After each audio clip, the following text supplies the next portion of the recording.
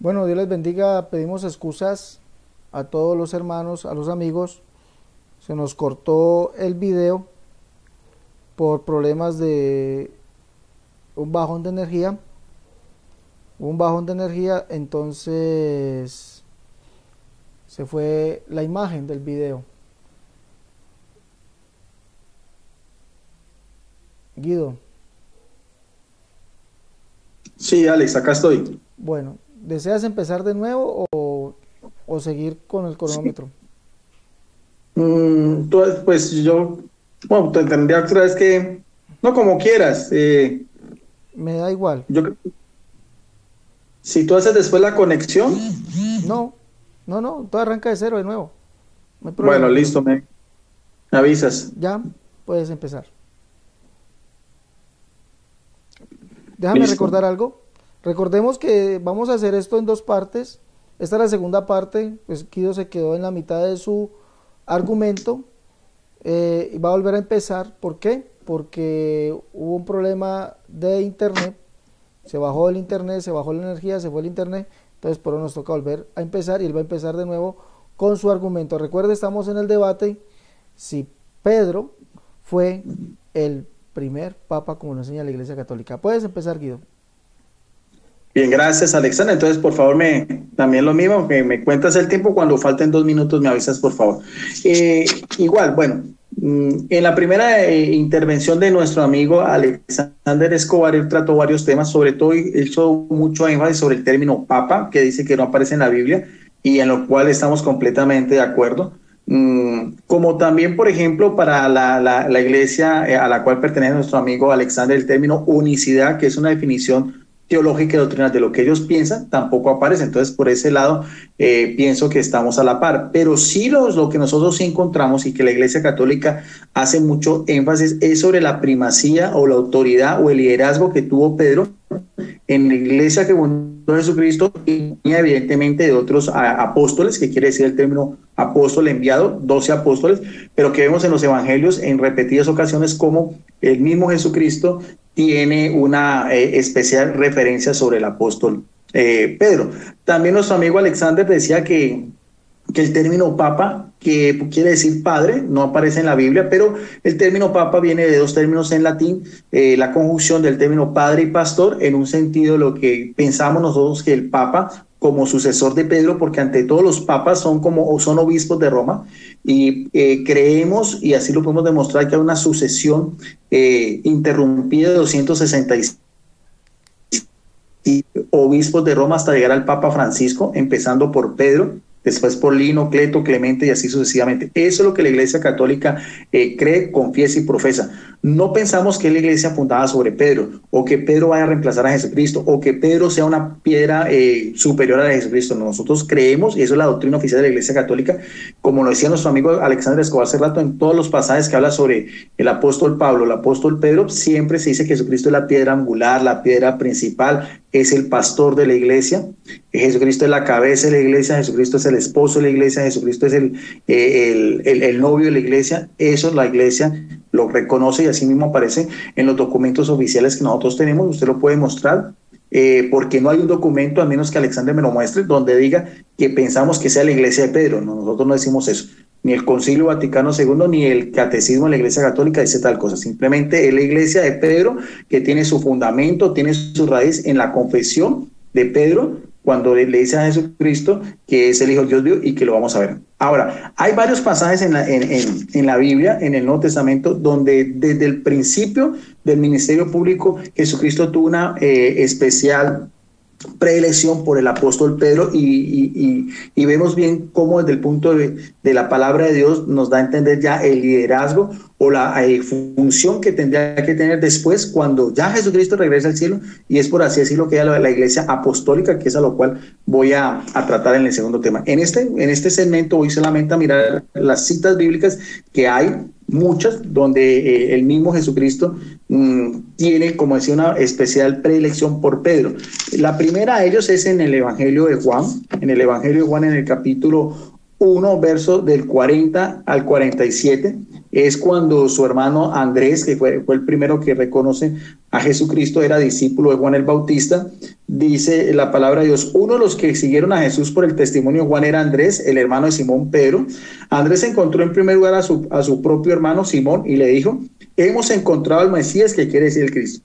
Desde el principio los apóstoles vemos que ellos reconocían que Jesucristo era el Mesías, o el Cristo, Mesías en hebreo, Cristo en griego, que quiere decir el ungido, o el sagrado, el esperado, el anunciado, el profetizado. O sea, es muy claro eso, por eso siguieron a Jesucristo, ¿no? No obstante, cuando Simón le dice eso a Pedro, sigue el relato y lo llevó ante Jesús y Jesús dijo, ¿qué le dice Jesucristo cuando ve su primer encuentro con Pedro? Dice, tú eres Simón, hijo de Juan, adelante te llamarás Cefas, que en arameo quiere decir roca, o aquí aparece Pedro. Entonces, es el único de los apóstoles al cual Jesucristo le cambia su nombre y desde el principio va a tener, por así decirlo, la decisión de Jesucristo de que Pedro vaya a tener el liderazgo, que más adelante lo vamos a probar. Sigue diciendo el mismo relato, al día siguiente Jesús decidió partir para Galilea, encontró a Felipe, que va a ser otro de los apóstoles, y le dijo, sígueme. Felipe era de Betsaida, el pueblo de Andrés y de Pedro.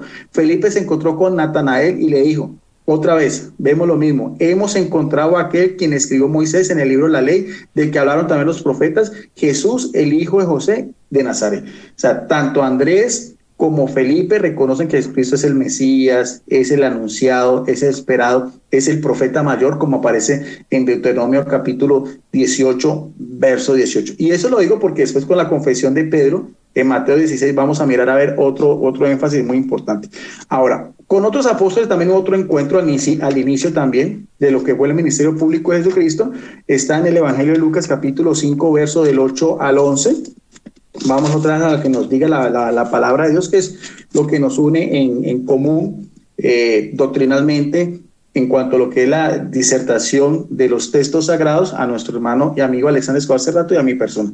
En Lucas 5, del 8 al 11, encontramos la pesca milagrosa, un milagro que hizo Jesucristo en el lago de Genesaret, o el lago de Galilea al norte, y después de eso que las redes estaban a punto de reventarse, dice la palabra de Dios en Lucas capítulo 5, verso del 8 al 11, dice, Simón respondió, maestro, estuvimos toda la noche intentando pescar sin conseguir nada, pero solo porque tú lo dices, echaré las redes. Lo hicieron y capturaron gran cantidad de peces. Como las redes se rompían, hicieron señas a sus compañeros de las otras barcas para que vinieran a ayudarlo. Vinieron y llenaron todas las otras barcas, que casi se hundían. Al ver esto, al ver Pedro, que Jesucristo era, como lo había dicho su hermano Andrés, era el Mesías, y no solamente eso, sino que tenía poder taumaturgo, o sea, el término taumaturgo viene del griego taumación, o sea, el que puede hacer milagros, el hacedor de milagros, al fin y al cabo es el Hijo del Padre Eterno. Pedro se postró en señal de ¿qué? De reverencia, en señal de adoración, proscuneo en griego, ante Jesucristo y le dijo, apártate de mí, Señor, curios en griego, que soy pecador. Desde el principio Pedro trata de que Jesús se aparte porque conoce su debilidad, su humanidad, su fragilidad, su carácter impectivo. Aquí mismo lo dice, le dice, apártate de mí, Señor, porque soy un hombre pecador. Eso bastaría para que Jesucristo hubiera, por así decirlo, desechado cualquier vínculo con Pedro y se hubiera tratado de desviar o conseguirse un apóstol mejor, pero sabemos que ya desde el principio le había cambiado el nombre anteriormente, porque aquí dice que ya se llamaba Simón Pedro, o sea que fue anterior al primer encuentro que vimos inicialmente en el Evangelio de Juan capítulo 1 verso del 40 en adelante. Pero ¿qué sigue diciendo el relato? Pues tanto Pedro como los que estaban con él quedaron asombrados por la cantidad de peces que habían pescado. E igual, aquí aparecen también otros de los apóstoles de Jesucristo, Santiago y Juan, hijos de Zebedeo, también estaban ahí, que eran compañeros de Simón. Entonces Jesús dijo otra vez, solo a Simón, no temas, desde ahora serás pescador de hombres. O sea, vemos ya dos pasajes. En el primero le cambia su nombre por Pedro o Cefas, y aquí le dice directamente solo a Pedro, en compañía de otros dos apóstoles que fueron muy importantes, Santiago y Juan, pero solamente a Simón Pedro le dice que será en adelante pescador de hombres. Si vamos ya al Evangelio de Mateo, capítulo 16, ya nuestro amigo también Alexander Escobar lo hizo la disertación, también en el verso 15, cuando Jesucristo en la región de Cesarea de Filipo hace una pregunta abierta, ¿quién dice la gente que soy yo? Jesús le preguntó ya directamente ya a sus apóstoles, ya eran 12 en relación a todos los otros que aparecen después en las listas, Y según ustedes, ¿quién soy yo? Otra vez dice en el verso 16, Simón Pedro respondió, tú eres el Mesías, el Hijo de Dios vivo. Y esa declaración de Pedro, de antemano la conoció ¿por quién? La conoció por Andrés. De antemano también sabemos que el mismo Felipe también lo había dicho, pero no obstante, aquí los exégetas dicen que aquí había pasado más de 2 años del ministerio público de Jesucristo, o sea, ya había pasado un tiempo considerable. Los pasajes anteriores eran al inicio del ministerio de Jesús cuando tenía 30 años. No obstante, solamente con la confesión de Pedro, Jesús le responde, dichoso tú, Simón, hijo de Juan, lo mismo que veíamos al principio en Juan 1, 40, 42, que esto no te lo ha revelado ningún mortal, sino mi Padre que está en los cielos. Va a poner por testigo o va a poner por primacía superior a esa confesión de Pedro al Padre que está en los cielos. Yo te digo, o sea, Jesucristo mismo dice, tú eres Pedro, lo mismo que veíamos, Cefas, y sobre esta piedra edificaré mi iglesia. O sea, es la iglesia de Jesucristo, es la iglesia en la cual Él quiere que Pedro va a tener un liderazgo, como lo vamos a ver más adelante. Y el poder de la muerte, el Hades o el infierno, no podrá contra ella. Te daré las llaves del reino de los cielos en señal de autoridad. Lo que ates en la tierra, quedará atado en los cielos, y lo que desates en la tierra, quedará desatado en los cielos. Eso era una forma muy común anteriormente en las cuestiones de los rabinos, de toda la autoridad que tenían los rabinos de atar o desatar. O sea, lo que un rabino decía a sus discípulos era aceptado, y lo que un rabino no quería que se aceptara, igualmente no era aceptado. A eso se refiere ese mismo contexto exegético. Entonces mandó a sus discípulos que no dijera a nadie que él era el Mesías, lo mismo que vemos desde el principio, el mismo reconocimiento de Andrés y de Felipe. Y aquí sigue diciendo algo muy interesante, pero Jesús, dirigiéndose a Pedro, le dijo, colócate detrás de mí. ¿Por qué? Porque eres piedra de tropiezo. No, esto parte de Jesucristo. Discúlpeme, me pasé unos versículos. Entonces mandó a sus discípulos que no eran a nadie que él era el Mesías. Desde entonces comenzó Jesús a manifestar a sus discípulos que tenía que ir a Jerusalén, que tenía que sufrir mucho. Por el papel de Pedro cambia. Pedro porque no piensas como Dios, sino como los hombres. Vemos que cambia inmediatamente la primera confesión de Pedro a esta segunda. Al fin y al cabo es un ser humano, está ante la presencia de Jesucristo, que es Dios hecho hombre, el cual tiene, por así decirlo, desde que se encarna, su misión era morir por toda la humanidad. Pedro, en su amor humano que tenía ante el Maestro, no quería que le pasara esto. Por eso dice que Satanás es el que lo está colocando como piedra de tropiezo.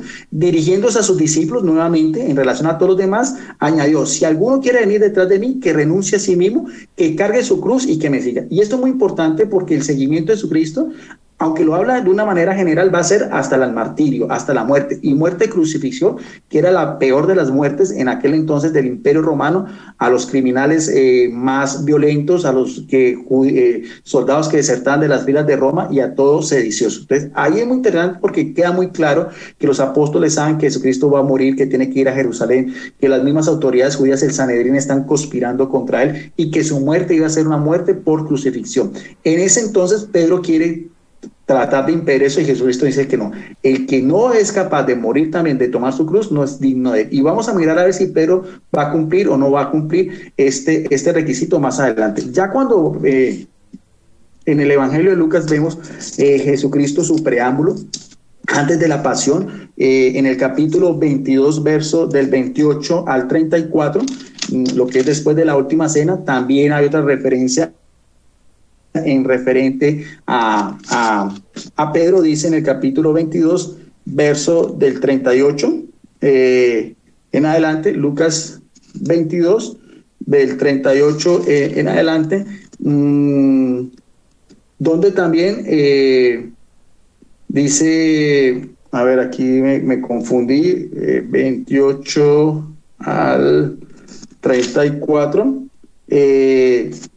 bueno, ese es el episodio donde Jesucristo también le dice a Pedro que va a rogar para que confirme a sus hermanos en la fe. Sí, en el verso 28, aquí está. Ustedes son los que han preservado conmigo en mis pruebas. Yo confiero una dignidad real que mi Padre dispuso para mí, para que coman y beban en mi mesa cuando yo reine y se sientan en tronos para juzgar a las 12 tribus de Israel. Vemos la relación 12 tribus por 12 apóstoles. Eso es una analogía, es un simbolismo, es una metáfora, pero en realidad también da a entender que los apóstoles son importantes en la construcción de esa iglesia, que veíamos que Jesucristo había dicho anteriormente a Pedro que ni siquiera el poder de la muerte podrá vencerla. Y seguidamente en el verso 31 dice, anuncio la negación de Pedro en esta Biblia que estoy utilizando, una Biblia católica que es la Biblia de las Américas. Después de Jesucristo haber dicho a los apóstoles nuevamente, vemos la misma connotación de Mateo 16, la pregunta abierta a todos los apóstoles, aquí también lo mismo, su presagio de muerte en relación a todos los apóstoles, pero después de esto, en el verso 31, nuevamente Jesucristo centra su atención solamente en Pedro, dice, Simón, Simón, mira que Satanás, y aquí vemos también lo que es Satanás, ese ser maligno, perverso, el enemigo, el adversario, eso quiere decir el término Satanás, el que es el enemigo, el que trata de apartarnos de Dios, los ha reclamado para sacudirlos como al trigo, en general entre todos ustedes. Pero yo, dice Jesucristo, he rogado por ti para que tu fe no decaiga y tú, cuando vayas convertido, confirma a tus hermanos. Pedro dijo, Señor, estoy dispuesto a ir contigo a la cárcel, incluso hasta la muerte. Lo mismo que veíamos anteriormente, cuando Jesucristo, su anuncio, presagio sobre su crucifixión.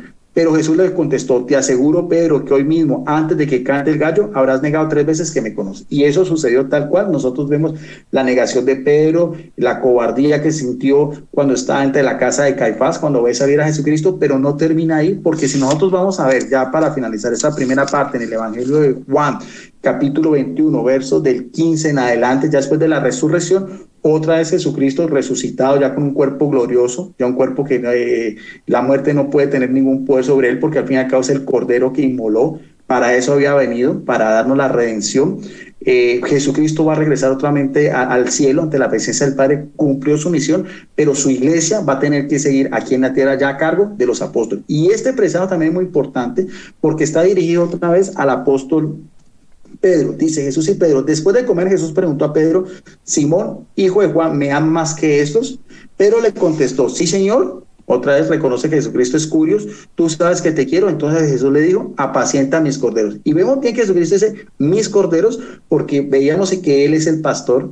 O sea, no es la iglesia de Pedro, el pastor principal es Jesucristo, la piedra del ángulo es Jesucristo, el esposo de la iglesia es Jesucristo, el líder de la iglesia es Jesucristo, el que nos redime es Jesucristo. Y Jesús volvió a preguntarle, Simón, hijo de Juan, ¿me amas? Pedro respondió, sí, Señor, tú sabes que te quiero. Jesús le dijo, cuida de mis ovejas. Por tercera vez insistió Jesús, Simón, hijo de Juan, ¿me quieres? Pedro se entristeció y reconoce su debilidad aquí. Él mismo cata, era un hombre pesado de cabeza, era un hombre del vulgo, como dice Hechos de los Apóstoles, un hombre sin mucha educación, sin mucha formación en las escuelas rabínicas que quedaban en Jerusalén. Al fin y al cabo era un pescador del mar de Galilea al norte, en Galilea de los gentiles, donde no habían estas grandes escuelas de la Torá judía. Y entonces Pedro reconoce esa triple afirmación. Aquí mismo lo digo, Señor, sabes que te traicioné, sabes que negué, sabes que juré no haberte conocido cuando salió Jesucristo de la casa de Caifás, y eso daría pie también para que Jesucristo le hubiera recriminado o le hubiera quitado todo liderazgo o le hubiera hecho ya no vas a ser piedra, ya no vas a ser pescador de hombres. Pero vemos que la voluntad de Jesucristo es diferente a la voluntad humana, porque dice la palabra de Dios, y Jesús le respondió, tú sabes todo, tú sabes que te quiero. Entonces Jesús le dijo en el verso 17, apacienta mis ovejas. Y seguidamente dice, te aseguro, aquí hay una profecía muy importante, y eso lo vamos a ver ya en la segunda parte, una profecía en relación al seguimiento de Pedro con Jesucristo. O el que Jesucristo haya nombrado a Pedro como su roca, como pescador de hombres y como el pastor encargado de su rebaño, es un privilegio que también va a costar un sacrificio hasta la muerte. Y aquí mismo está presagiada la palabra de Dios en el Evangelio de Juan. Dice, te aseguro que cuando eras más joven tú mismo te vestías e ibas donde querías, pero cuando seas más viejo extenderás los brazos y será otro quien te vestirá y te conducirá a donde no quieres ir. En el verso 16, que ponga mucho cuidado en esta perícopa, Jesús dijo esto para indicar la clase de muerte con que Pedro daría gloria a Dios, y después le dijo, sígueme.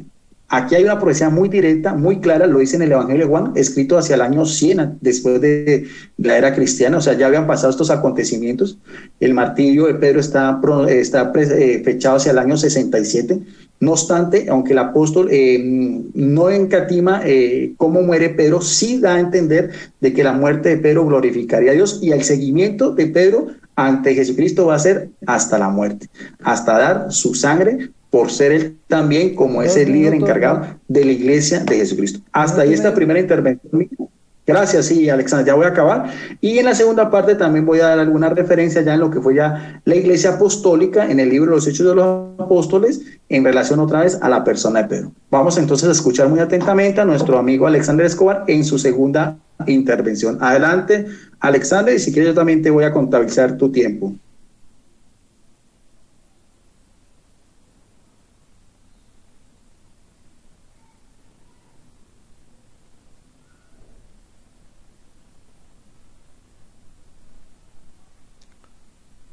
Bueno, gracias, Guido.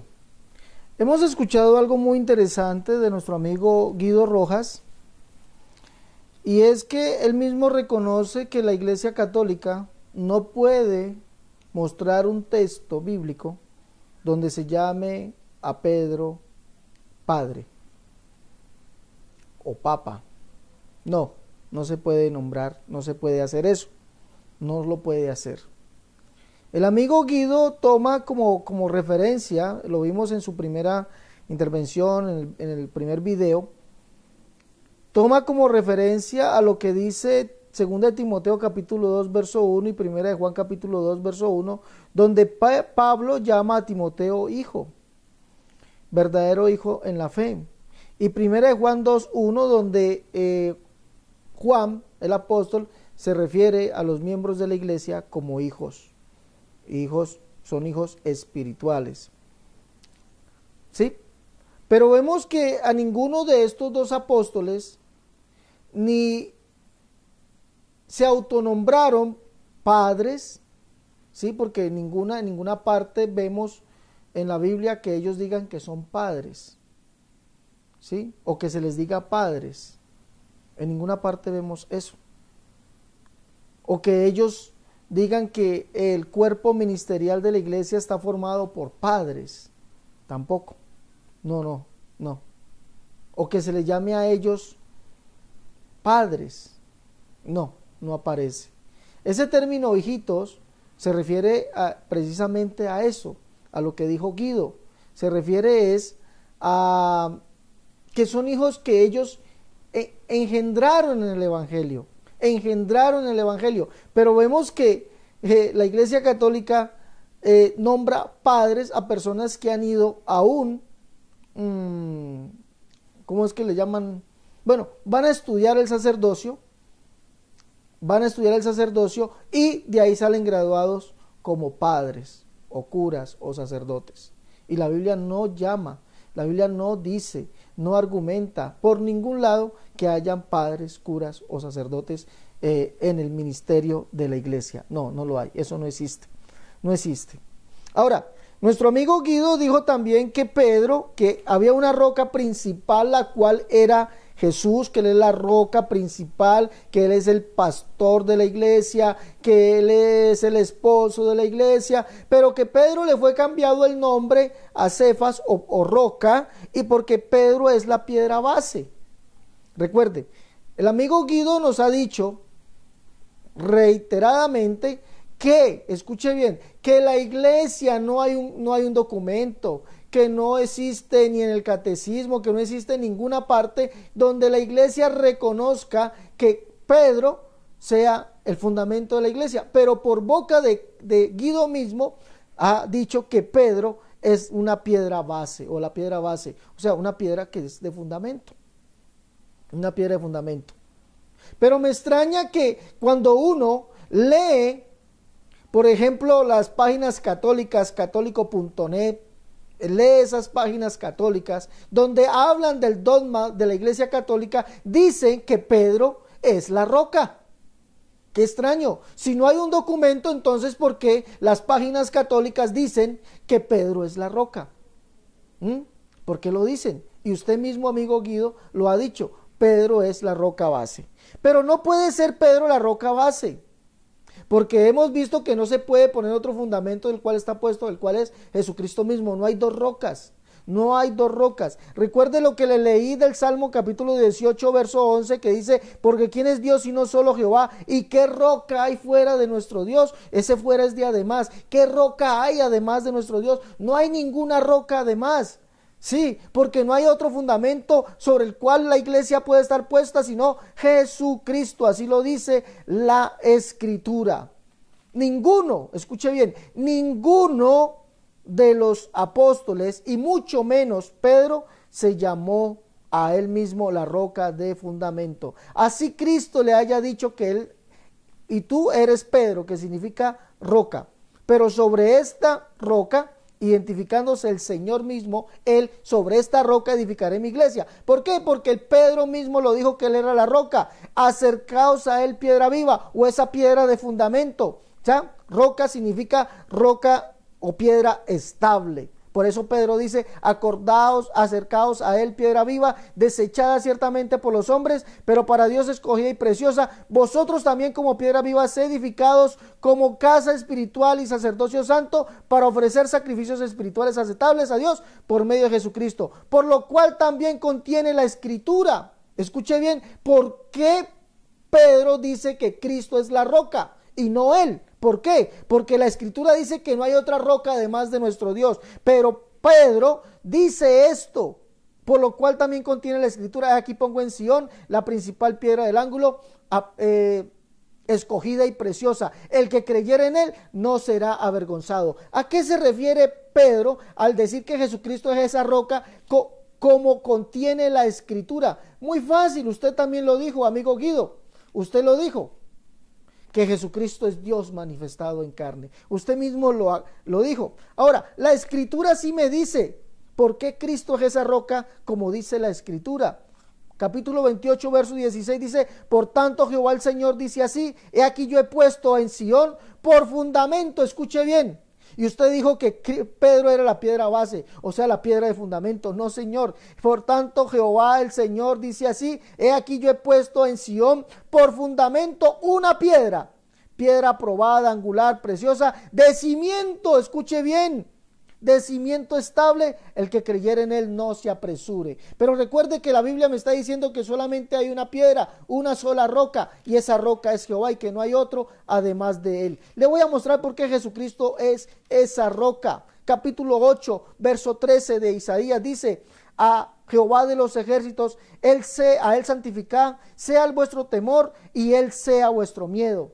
Entonces él será por santuario, pero a las dos casas de Israel por piedra para tropezar y por tropezadero y por lazo y por real morador de Jerusalén. ¿Quién es esa roca? ¿Quién es esa piedra? Jehová mismo. Por eso la Escritura contiene que Jesucristo es Dios manifestado en carne. El único Dios, manifestado en carne. Por lo tanto, no es Pedro. No es Pedro. Ahora, si volvemos allá a Mateo capítulo 16, otro argumento muy usado por ustedes los católicos es que cuando Jesús, y creo que ese es el que usted me va a traer ahorita, cuando Jesús le dice, y a ti te daré las llaves del reino de los cielos, y todo lo que atares en la tierra será atado en los cielos, y todo lo que desatares en la tierra será desatado en los cielos. Ahora, esto no es, escúcheme bien, no es, como ustedes dicen o tratan de argumentar con lo que dice Isaías capítulo 22, vamos a leer ahí, que como a este que se le llama el siervo, se le dan las llaves, 22:21, dice, en aquel día llamaré a mi siervo Eliaquín, hijo de Hilcías, y lo vestiré de tus vestiduras, y lo ceñiré de tu talabarte, y entregaré en sus manos tu potestad, y será padre al morador de Jerusalén y a la casa de Judá. Yo he escuchado esto de ustedes, sí, de ustedes los católicos, decir que como a Pedro se le entregaron las llaves del reino de los cielos, a ti te daré las llaves del reino de los cielos. Pero aquí Escuche bien, es muy diferente a lo que dice acá. Ya, en aquel día llamaré a mi siervo Eliaquín, hijo de Hilcías, y lo vestiré de tus vestiduras, y lo ceñiré tu talabarte, y entregaré en sus manos tu potestad, y será padre al morador de Jerusalén y a la casa de Judá. Y le pondré la llave de la casa de David sobre su hombro, y abrirá, y nadie cerrará, y cerrará, y nadie abrirá. Cuando usted lee esto, no tiene ninguna semejanza, escuche bien, ninguna semejanza con lo que dice acá. Acá dice las llaves de la casa de David. Acá en el relato de Mateo dice las llaves del reino de los cielos, que es muy diferente. ¿Sabe por qué? Porque aquí está hablando de aquel siervo, de aquella profecía mesiánica que solamente Jesucristo puede cumplir. Primeramente, de aquella profecía mesiánica que solamente Jesucristo puede cumplir, porque Él es el siervo, como lo dice Isaías capítulo 42, como lo dice Isaías capítulo 53. Él es el siervo, Él es el ungido, usted mismo lo acaba de decir, Él es el siervo de Jehová. Por lo tanto, esta profecía se cumple en Él. Y Él es el único que tiene las llaves de la casa de David, como dice Apocalipsis capítulo 3, verso 7. Vamos a leerlo allá. Por lo tanto, no puede ser que Pedro sea este siervo, no, es Jesús. Lea lo que dice Apocalipsis capítulo 3, verso 7. Dice, escribe al ángel de la iglesia en Filadelfia, esto dice el santo, el verdadero, el que tiene la llave de David, el que abre y ninguno cierra, y el que cierra y ninguno abre. ¿Sí ve que es Jesucristo y no es Pedro? Ustedes dicen que esto se refiere a Pedro, pero no puede ser, no es, se refiere a Jesucristo. Ahora, solamente Jesucristo pudo cumplir esto, y Él sí es Padre, no es Pedro. Porque ustedes toman esto para decir, mire, es que allí dice que Pedro efectivamente es padre, y lo he escuchado de el apologista muy famoso Luis Toro, como de otros más. Lo he escuchado, pero ahí no se refiere a Pedro, porque el único que tiene las llaves de la casa de David es Jesús, el único que es el siervo es Jesús, el único descendiente de la casa de David es Jesús, porque Él es el Mesías, y de los cuales según la carne vino el Cristo, dice por allá de los patriarcas, sí, pero Él es Dios por encima de todas las cosas. No, dice también el Hechos 8 que de la casa de David sería levantado, perdón, Hechos 2, que de la casa de David sería levantado el Cristo, de su descendencia según la carne. Por lo tanto, aquí se refiere es a Jesús. Y dice, y será padre al morador de Jerusalén y a la casa de Judá. Efectivamente, Isaías 9:6 llama a Jesucristo Padre eterno. Por lo cual, un niño nos es nacido, hijo nos es dado, y se llamará su nombre, admirable, consejero, Dios fuerte, Padre eterno, príncipe de paz. El único que es llamado Padre, escuche bien, en la Escritura, el que tiene las llaves de la casa de David es Jesús, no Pedro. Para que ahorita no me vaya a salir que eso se refiere a Pedro. No, no. Ahora, ¿dónde es llamado Jesús Padre? La Escritura lo dice claramente. Vamos a mirar. Segunda de Corintios capítulo 6, verso 17, verso 18 dice, por lo cual salí en medio de ellos y apartaos, dice el Señor. Recuerde que hay un Señor y es Jesucristo. Y no toquéis lo inmundo, y yo recibiré y seré para vosotros por Padre, y vosotros me seréis hijos e hijas, dice el Señor Todopoderoso. ¿Y quién es el Señor Todopoderoso? Jesucristo. Sí, eso lo dice Apocalipsis capítulo 1, verso 8. Dice, el Señor, el Dios, el que es, el que era, el que ha de venir, el Pantocrátor, el Todopoderoso. Él es el Señor, el Dios. ¿Sí? Y dice aquí, y yo seré para vosotros por Padre. Por lo tanto, ese Padre escuche bien, de Isaías capítulo 22, verso 21, ¿quién es? No es 2 minutos. Pedro. Gracias. No es Pedro, es Jesús, porque Él es el siervo. Es Jesús porque Él es el descendiente de la casa de David. Es Jesús porque Él es el que tiene las llaves de la casa de David. Y Él es el único que es llamado Padre. No Pedro como ustedes interpretan ese texto, querido amigo Guido Rojas. Ahora, a Pedro sí le fue entregado las llaves del reino de los cielos, pero esa llave era la predicación del evangelio. Recuerde que Pedro se puso en pie con los 12 y comenzó a predicar, fue el primero. que comenzó a predicar lleno del Espíritu Santo, y ese día fue abierto el reino de los cielos para los judíos. También abrió el reino de los cielos para los gentiles en la predicación del evangelio. Hechos capítulo 2, Hechos capítulo 10. Sí, esas son las llaves del reino de los cielos, los cuales le han sido entregadas también a la iglesia. La predicación del evangelio, muy distinto a las llaves de la casa de David. Por lo tanto, lo que usted aprecia ahí, lo que usted dice es falso. Ahora, una última apreciación. Usted dice que como padre a Pedro no se le dice en la escritura, pero como la Iglesia Católica enseña eso, pero no aparece en la Biblia, que tampoco en mi iglesia aparece en los manifiestos de fe, como en la Biblia, la palabra unicidad. Pero tengo por decirle algo, la Biblia sí me dice que Dios es uno, único y solo, y que no hay otro además de Él. Y eso es lo que enseña la Iglesia Pentecostal Unida de Colombia, lo que está en la Biblia. Pero la Iglesia Católica no puede mostrar que a Pedro se le haya dicho padre o papa. Termino ya, gracias. Gracias, Alexander. Listo.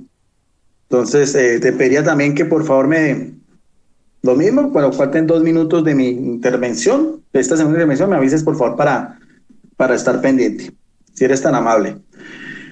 Bueno, ya escuchamos entonces otra vez a nuestro amigo Alexander, que es interesante.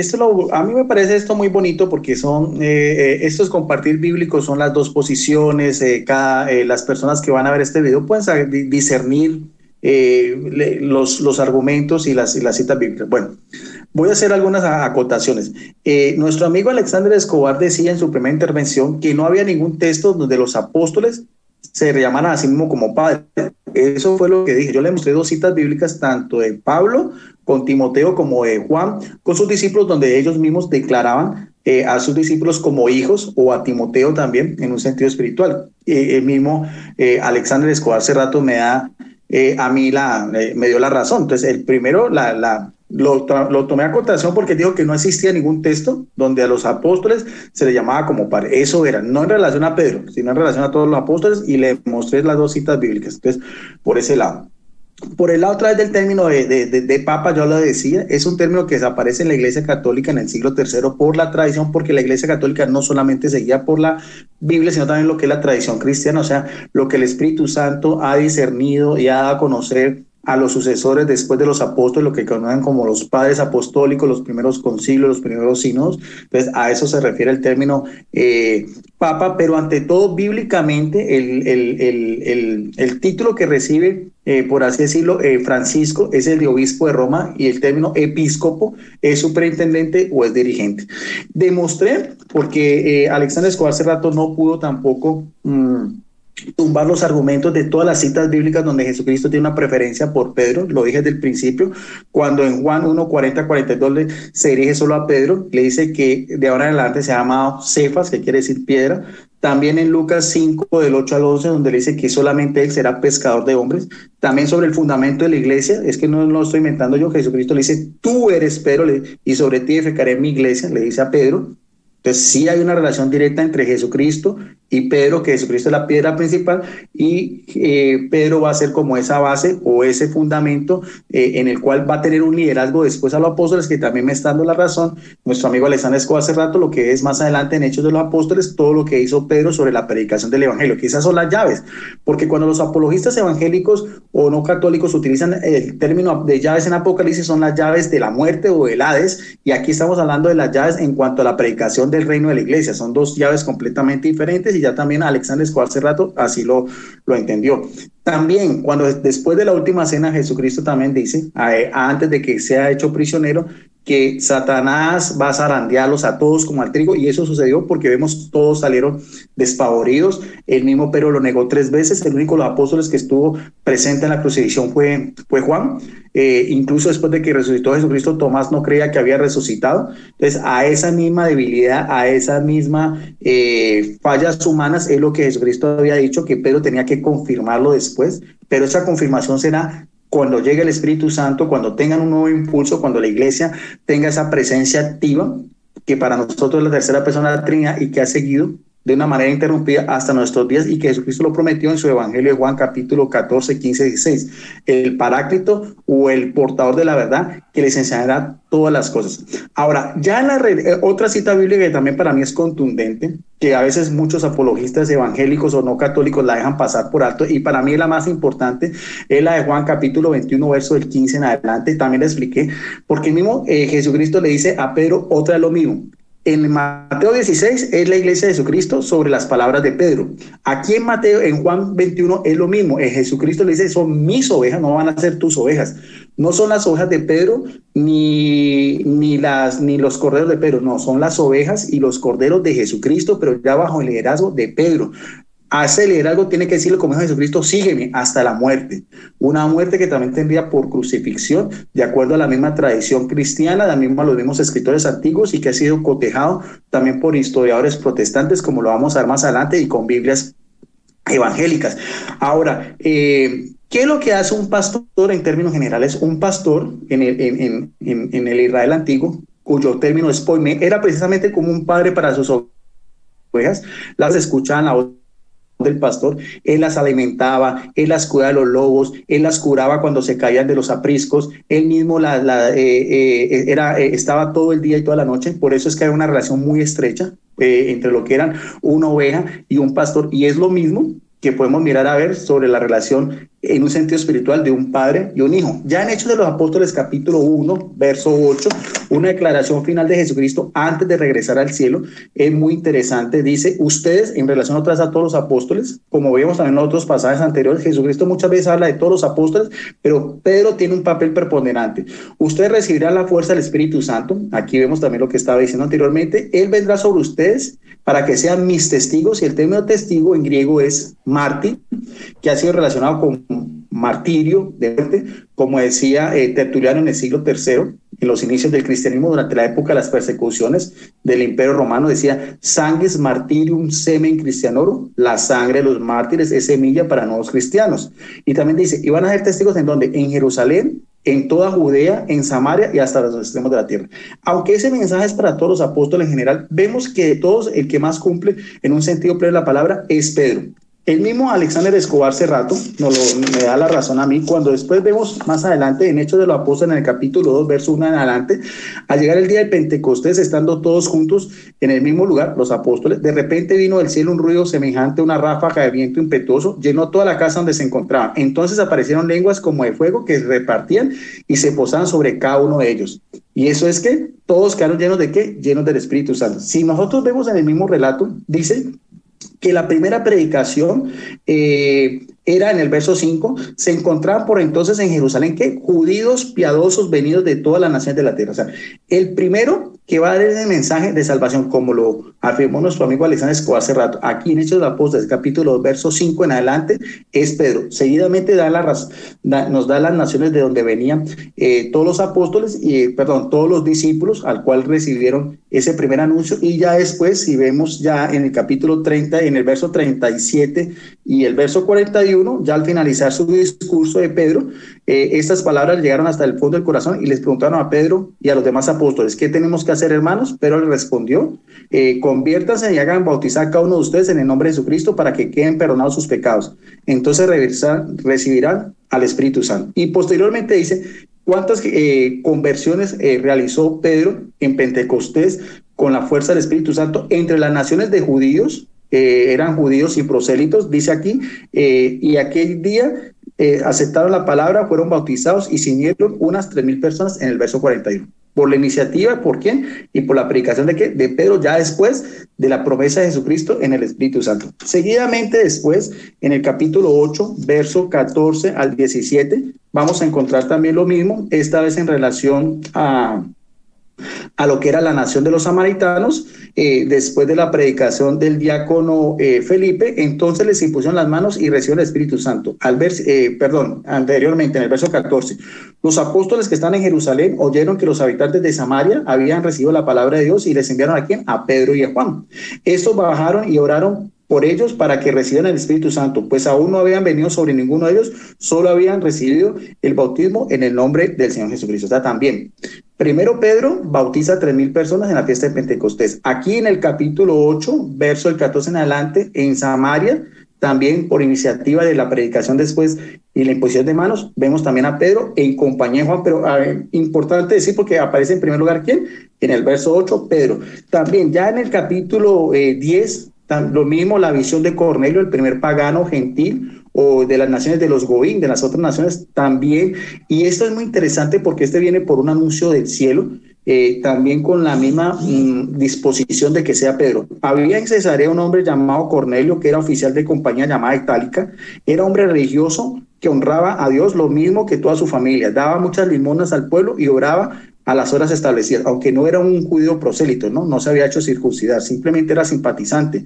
Un día, hacia las 3 de la tarde, tuvo una visión en la que vio claramente un ángel, aquí viene un ser espiritual del cielo, de Dios, que entró en una habitación, le dijo, Cornelio. Él lo miró muy asustado, dijo, ¿qué quiere, Señor? Él respondió, Dios ha tenido en cuenta tus oraciones y tu limosna. Envía unos hombres a Faja y haz venir a Simón llamado Pedro, que se hospeda en casa de un tal Simón, un curtidor que vive junto al mar. O sea, el mismo ángel interviene del cielo y va a ser Pedro, como vemos más adelante, el que va a hacer también la primera bautismo de una familia, porque era Cornelio con su familia y sus amigos los que recibieron el Espíritu Santo por medio del bautismo, como aparece después, si usted lo va a mirar en el verso 23 del mismo capítulo 10, donde dice, donde dice... en el capítulo 40, verso 44 al 48, todavía estaba hablando Pedro cuando el Espíritu Santo descendió sobre todos los que escuchan el mensaje. Los creyentes judíos que habían venido con Pedro quedaron asombrados de que el don del Espíritu Santo se hubiera derramado también sobre los paganos, o sea, los gentiles, pues los oían hablar en lenguas y proclamar las grandezas de Dios.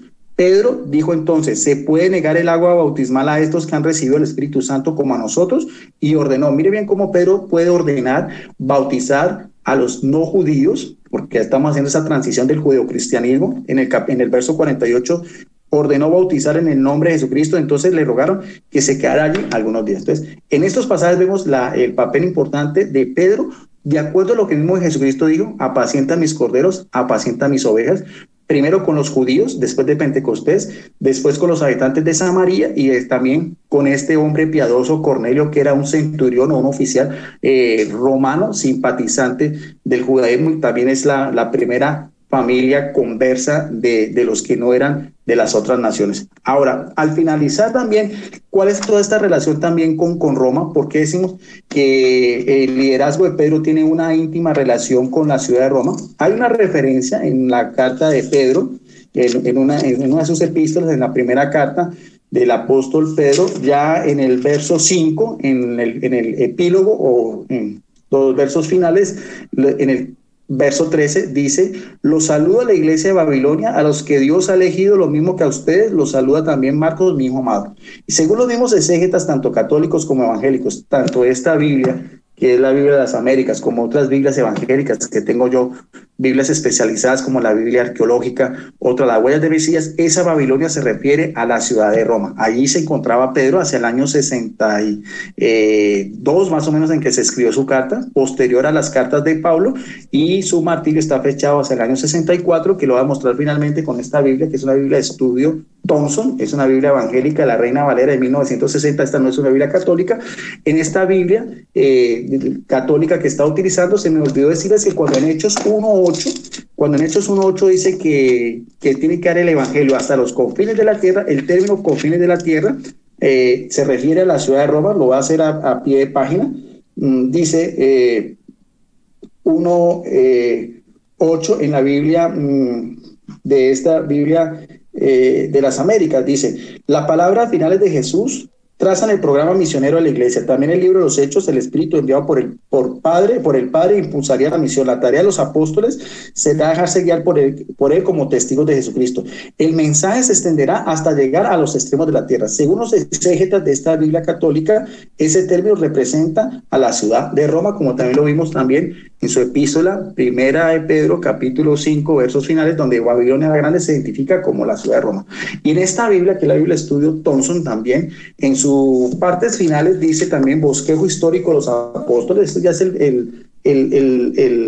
lo que opina el doctor Thompson, que fue un especialista evangélico en la Sagrada Escritura. Este ya es lo que según la tradición o la historia antigua da sobre lo que fue el final de los apóstoles. Gracias, solamente voy a hacer referencia a lo que dice en esta Biblia, que da la razón tanto a los biblistas católicos como a la misma arqueología, a la historia. Dice, los 12 apóstoles, está en primer lugar Simón, dice, otro nombre, Pedro o Cefas.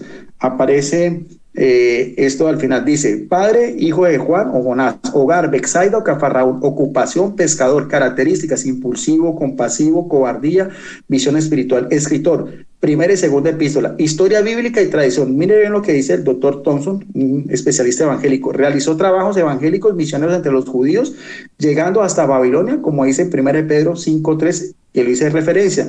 ¿Cuál es la tradición? Estuvo en Roma, donde fue crucificado con la cabeza hacia abajo. Entonces, esto, dato histórico de la misma también Biblia, Thompson, tiene mucha relación con lo que veíamos en Juan 21:18, donde dice que la muerte de Pedro glorificaría a Dios en la misma ciudad del Imperio Romano, que era conocida como Babilonia la Grande en tiempos del emperador Nerón, que era conocido como la Gran Bestia. Entonces, hasta ahí, pues, esta segunda intervención. Vamos entonces a ver la conclusión final de nuestro amigo Alexander Escobar.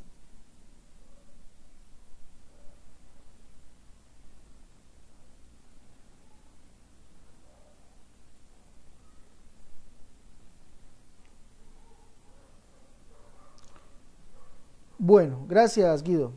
Algo interesante lo dicho por Guido. 1. Se le comenzó a llamar a Pedro padre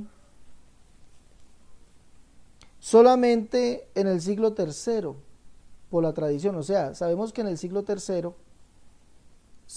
nace la Iglesia Católica y nace en la Trinidad.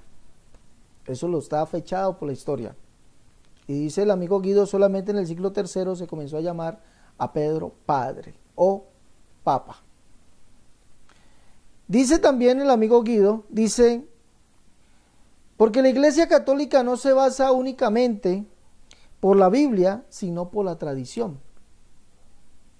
Wow. O sea, eso es verdad. La Iglesia Católica se basa muy poquito en la Biblia, pero mucho en la tradición. Historia, concilios, todo eso, dogmas de fe, todo eso, ¿verdad? ¿Sí? La Iglesia Católica no se basa 100% en la Biblia. Lo que no puedan demostrar en la Biblia tienen que demostrarlo por los dogmas, decretos, concilios, todo eso. Lo acaba de decir el amigo Guido, dándole la razón a su servidor de que eso no está en la Biblia. Guido ha cambiado el texto. Recuerde que el texto dice, porque ciertamente tú eres Pedro y sobre esta roca edificaré mi iglesia. Guido dice, tú eres Pedro y sobre ti edificaré mi iglesia. Ni en el griego ni en el español, o sea, en el idioma griego no aparece sobre ti. Dice sobre esta roca. ¿Ya?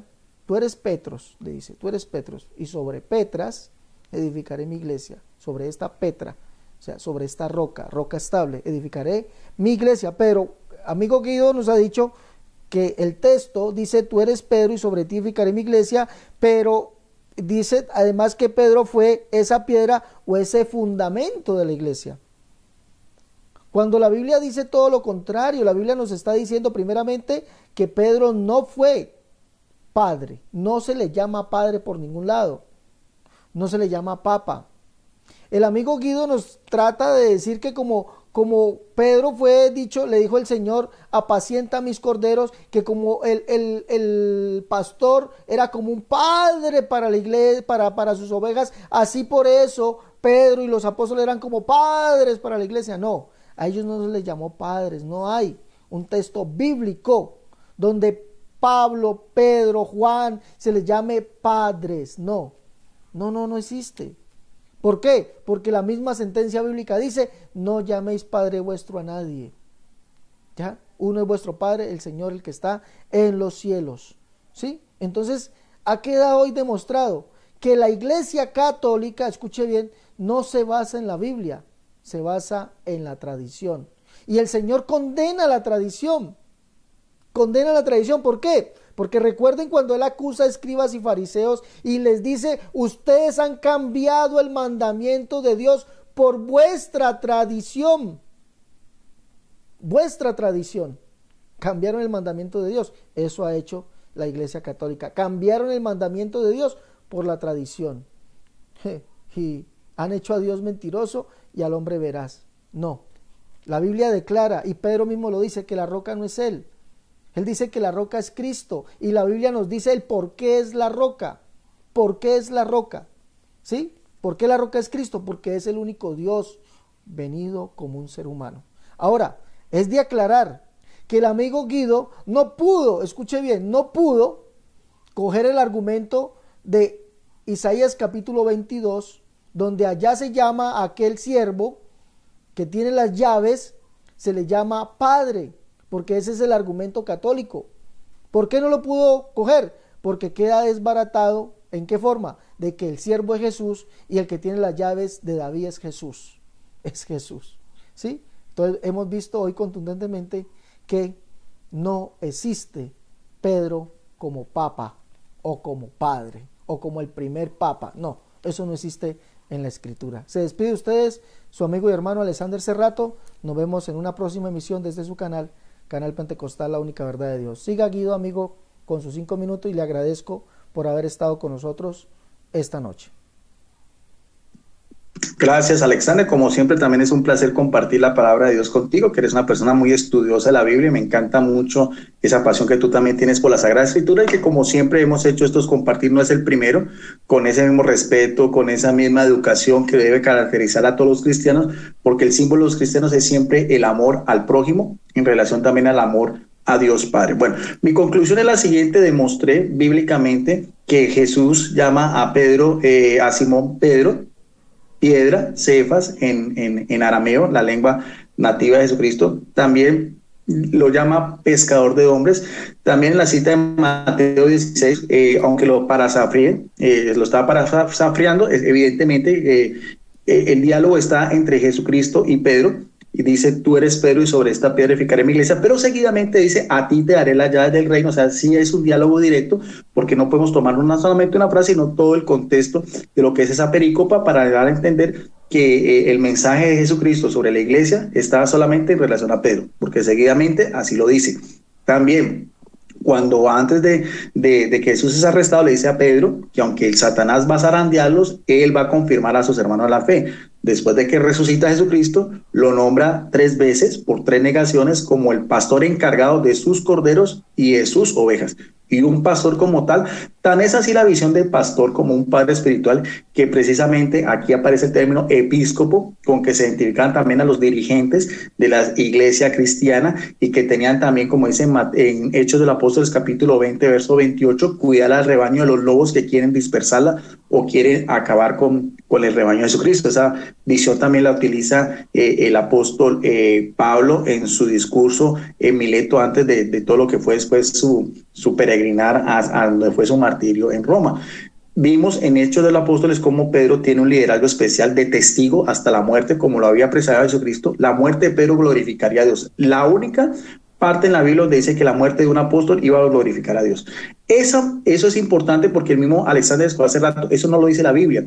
Entonces, ¿cómo es la muerte de Pedro? Porque está profetizada en la Sagrada Escritura. Para eso tenemos que ir a la historia, para eso tenemos que ir a la tradición. Lo vi desde la Biblia de Thompson, que el mismo apóstol Pedro fue crucificado en Roma, en la colina vaticana, hacia el año 67, en tiempos del emperador Nerón. En esa misma basílica es donde actualmente la sede de la Iglesia Católica. Pedro, en el Hechos de los Apóstoles, es el líder y bautiza a los judíos, bautiza y también confirma a los samaritanos y también a la primera familia gentil, que era Cornelio. Entonces, esa es más o menos mi conclusión.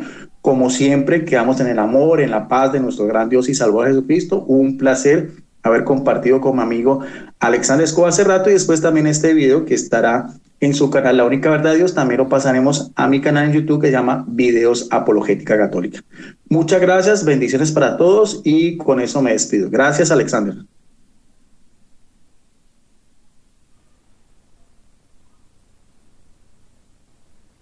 Bueno, con esto damos ya fin a este debate, este compartir de la palabra de Dios. Ojalá todos los debates fueran así. de verdad, sí, así, con respeto, de verdad. Bueno, agradecemos a nuestro amigo Guido Rojas por haber estado con nosotros en esta noche, y a todos ustedes, mis hermanos, por haber, y amigos, los amigos católicos, por haber presenciado este debate. Gracias a todos, nos vemos en una próxima emisión de este su canal, Canal Pentecostal, la única verdad de Dios. Hasta la próxima.